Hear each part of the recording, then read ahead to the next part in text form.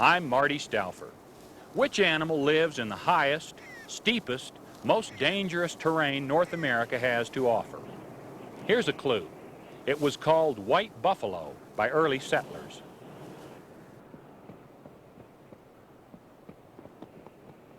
The animal? The mountain goat. It's not really a goat at all, but is distantly related to the Old World antelopes. This peculiar beast arrived from Asia during the last ice age and evolved to fit a unique niche. Looking to me like wise old men with long white beards, I think it's appropriate that their approach to mountaineering is conservative and methodical. Their fancy footwork in this vertical world makes them true cliffhangers.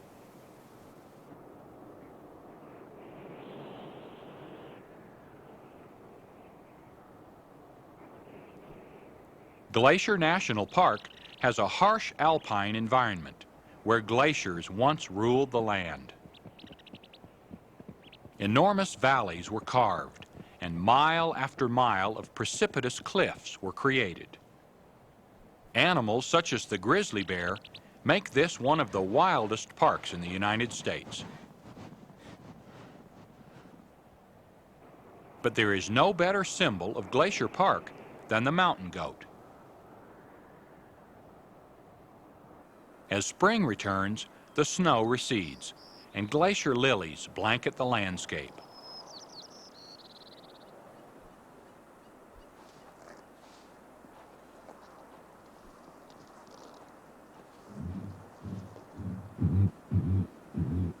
A male blue grouse calls for a mate.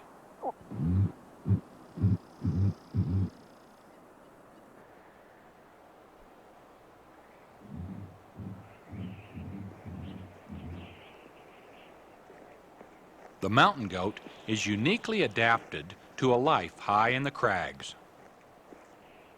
The most critical point is where hoof meets rock.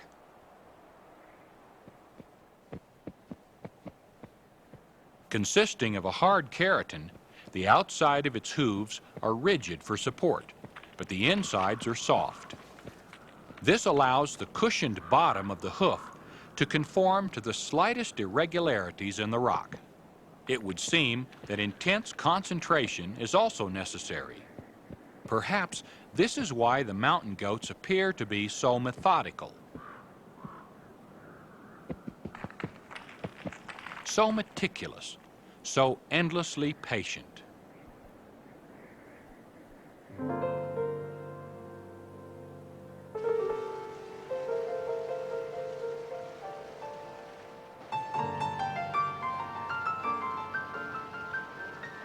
In late May, the female mountain goat, called a nanny, isolates herself from the group to give birth.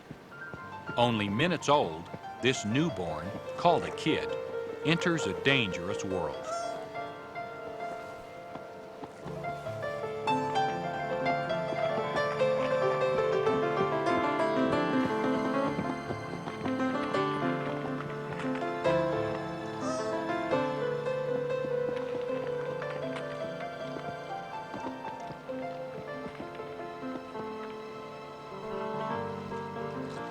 This black bear poses little threat to a healthy kid, but it might catch one that has been injured.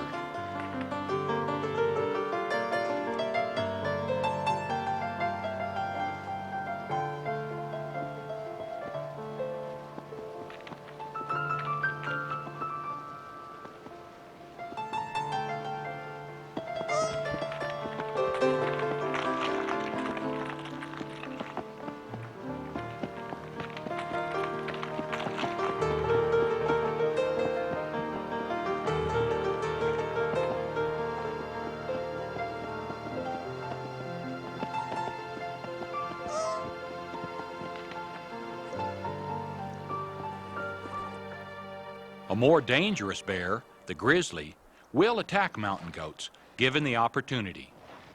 But for now, this female must content herself with the bulbs of glacier lilies.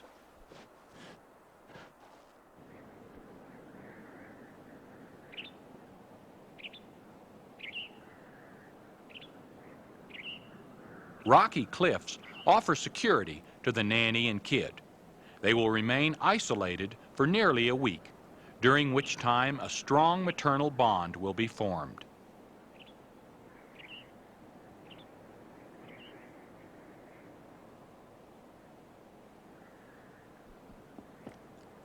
Even the rockiest of terrain provides little protection from the goat's most formidable enemy, the golden eagle.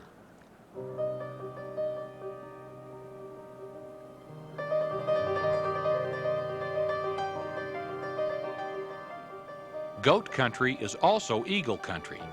The cliffs create updrafts, which are ideal for eagles to soar on. The bird's strategy is to strike an unsuspecting kid and hurl it to the rocks below.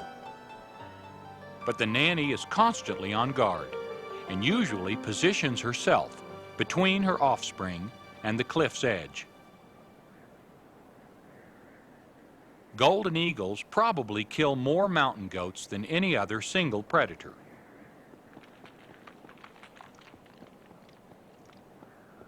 Yet their overall impact on the goat population is small.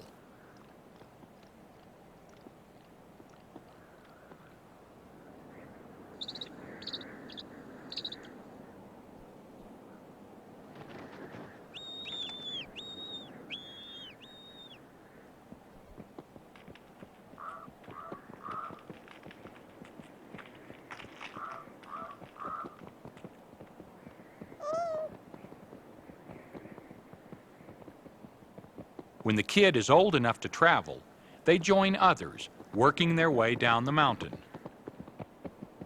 Initial meetings can be somewhat confusing as the herd begins its annual June trek to a mineral lick.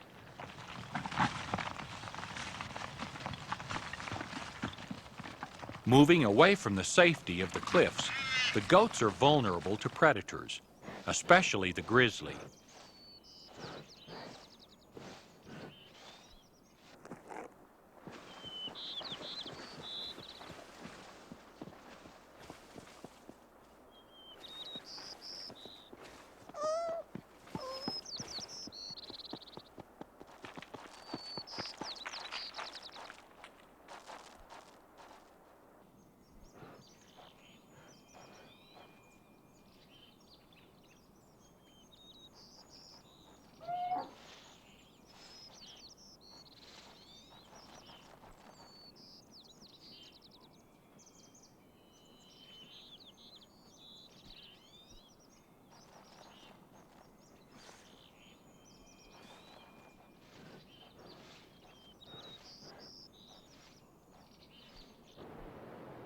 One of the most popular mineral licks is here, on the middle fork of the Flathead River.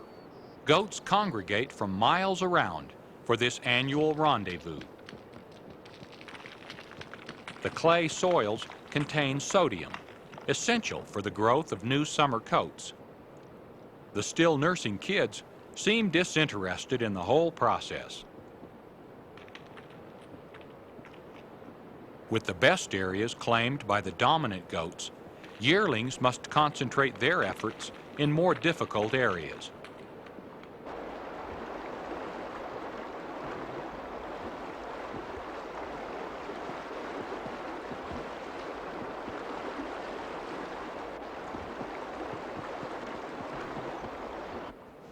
After several days, their need is satisfied, and they begin the climb back up to the high country.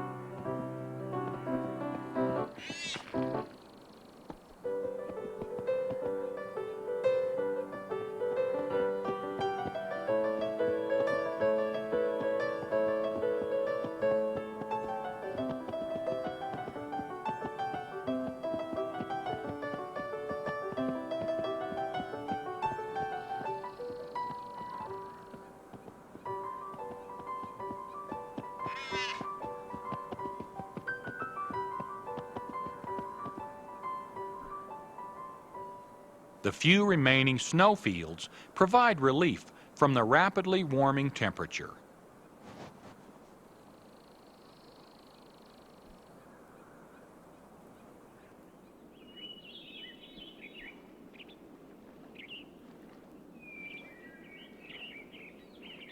Summers in Glacier Park are short. By July, all the goats have started to lose their winter coat. The mountain goat has a layer of long, hollow guard hairs over an underlayer of fine wool.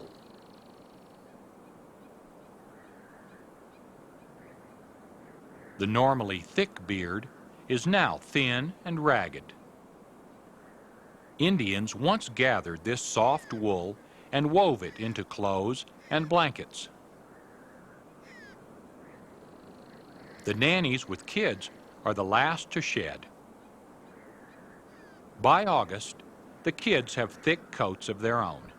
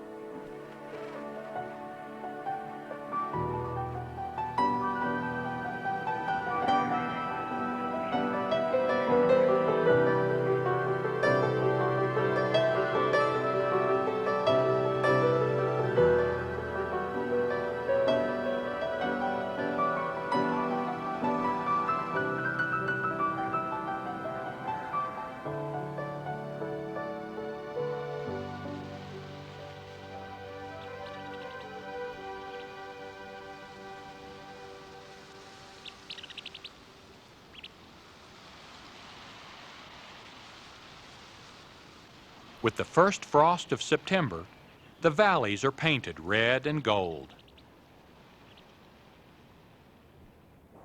The goats' sleek new coats have grown thick and long, while the days have grown short and cold.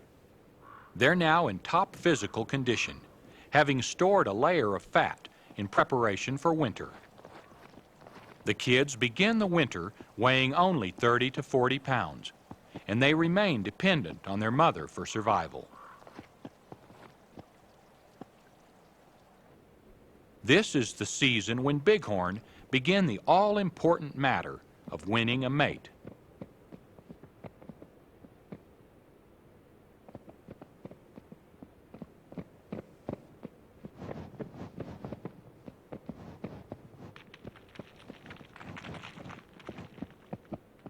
The solitary male mountain goats, called billies, also search for females.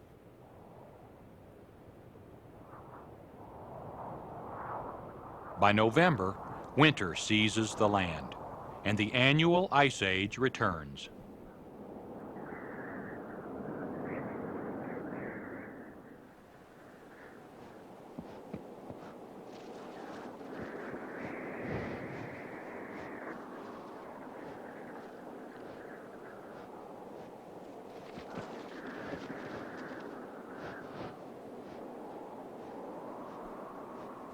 The billy moves through a group of nannies, checking the sexual status of each.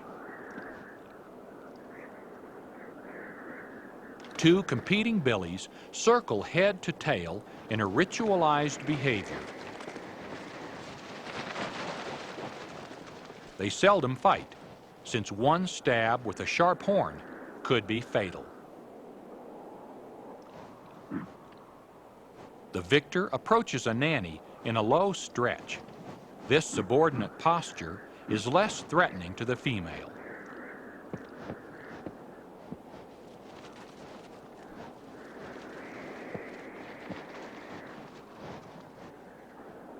Another male is digging a rutting pit, but starts to display when a rival appears.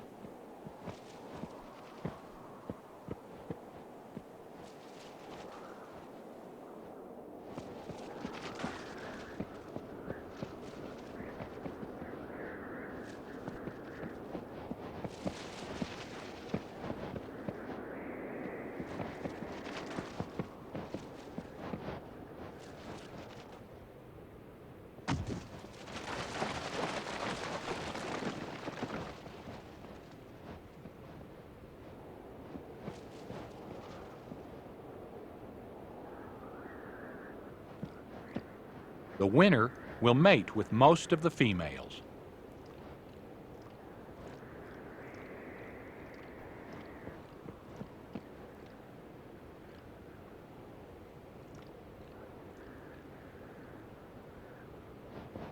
Completely preoccupied with mating, the billy scarcely eats for a month, and with the worst of winter yet to come, this sacrifice is sometimes deadly.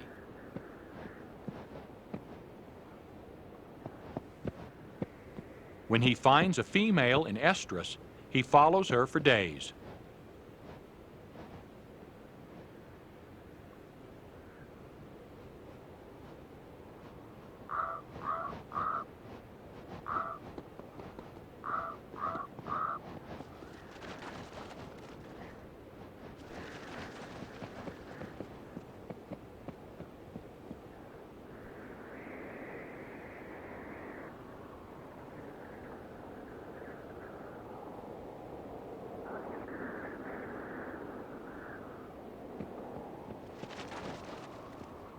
Together, they endure the harsh winds of early winter.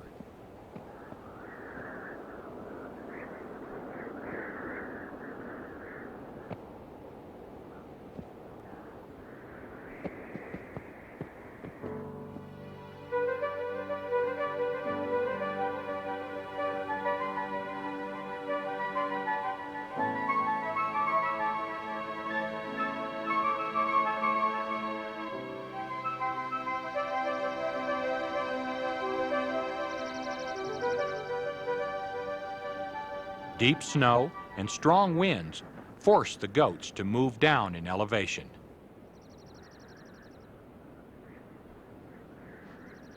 Bighorn sheep also descend to lower slopes, where the wind exposes food.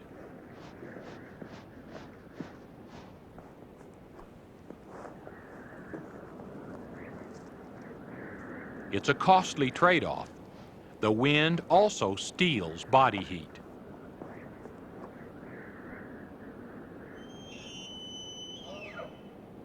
Elk winter mainly in the valleys.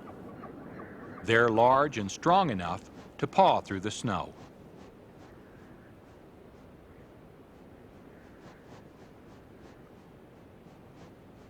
Mountain goats do not migrate to such low elevations.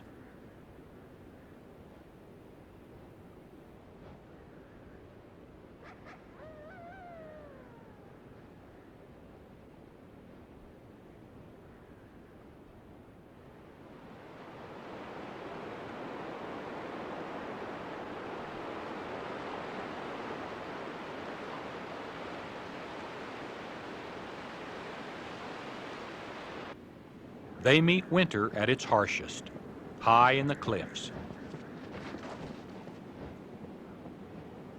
As snow accumulates, travel becomes more difficult and food more buried.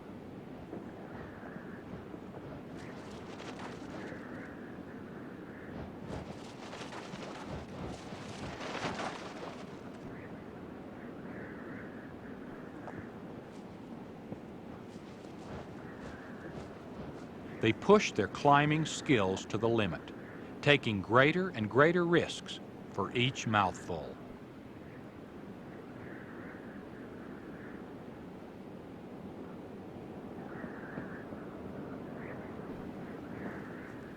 They must eat nearly every type of vegetation to survive.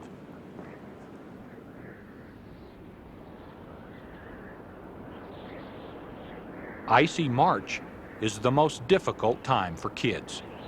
During a harsh winter, 8 out of 10 will die.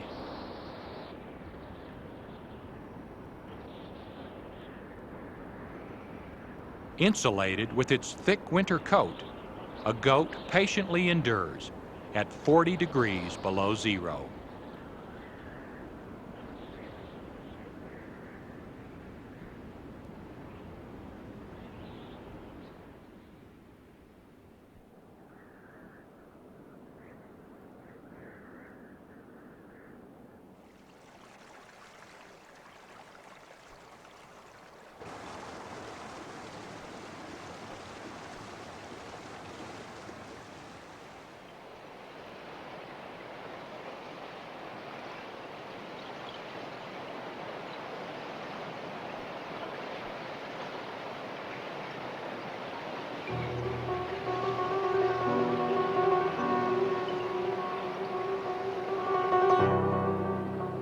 During April, entire mountainsides are in motion, echoing to the sound of snow slides.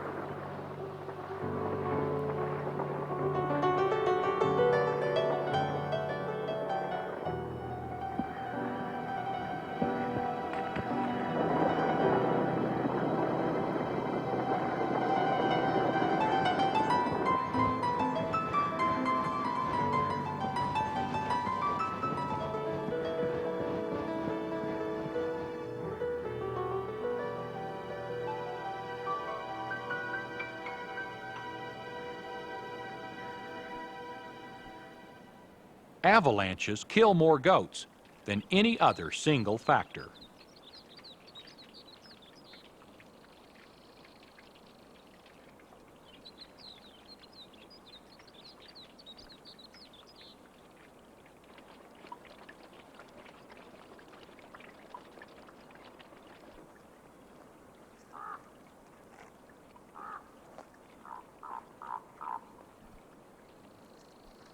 Once again, spring returns to the high country.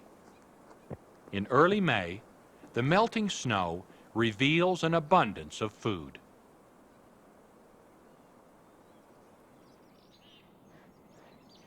Recently emerged from its den, a grizzly searches for goats that did not survive the winter. The mountain goat leads a harsh, demanding life. Only the strongest survive to reproduce.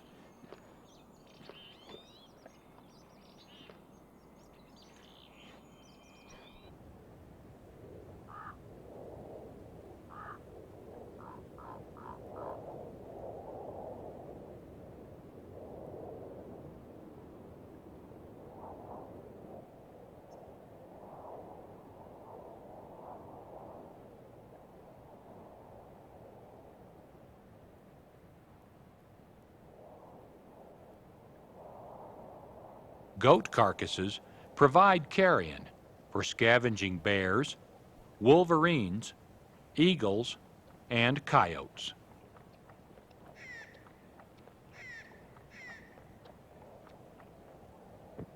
Every herd has members which escaped with only a broken leg, or a broken horn, or both.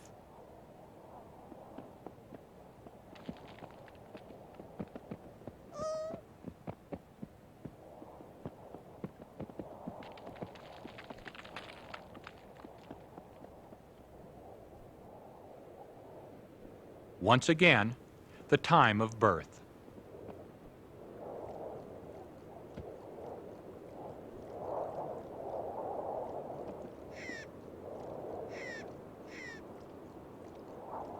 Soon, the kid's tiny hooves will be navigating the rocky trails and scaling the high peaks of its ancestral home. But for now, a shaggy mother is challenge enough.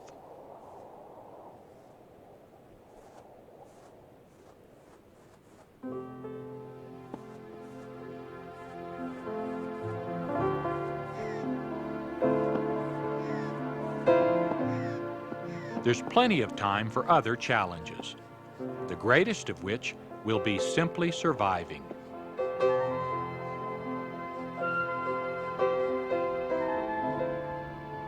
For in this rocky world, life itself is nothing short of miraculous.